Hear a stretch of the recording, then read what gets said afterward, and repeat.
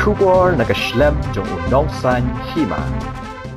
Ka Mawlai Sports Club kalapankot ya kalempong Shillong Premier League daka jingjob ha ka jekon persya ya ka langsning football club ha ka jingle kai ka bakhaddu ka balalong ha kasni tho ding Hamadan Polo. Ha ka ne ka jingle kai ka Mawlai kalapan lemno ya ka langsning da ar gol la ka wei. Ya ki gol ka Mawlai la theb du udon la dingdo ha ka minute ka balai phau ar bat uful mun mukhem ha ka minute basau phausan.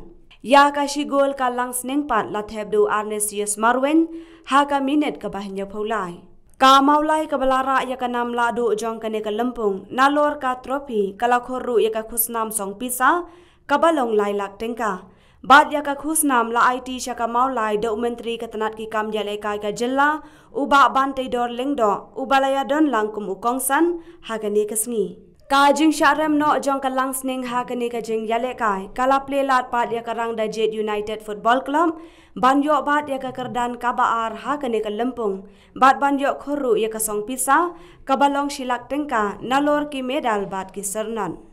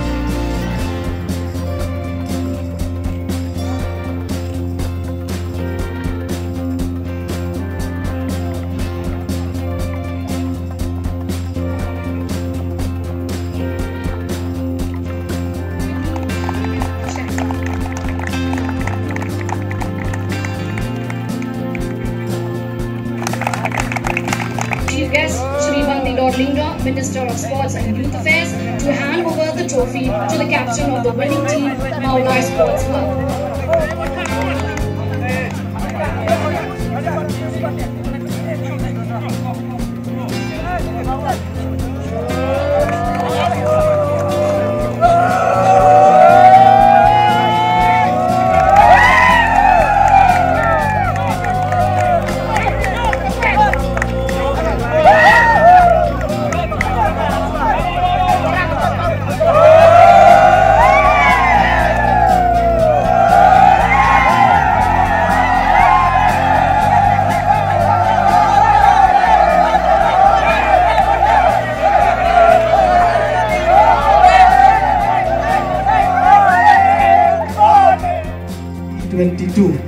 It's closed. Thank you very much.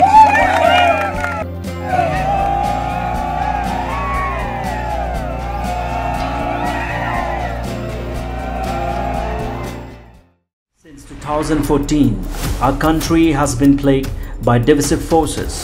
TMC is in Meghalaya with the mission to empower the people, uphold the ethnic cultures and traditions, celebrate the sacred land. To oust the proxy BJP government from Meghalaya, be the change, support TMC by calling on 96877 96877.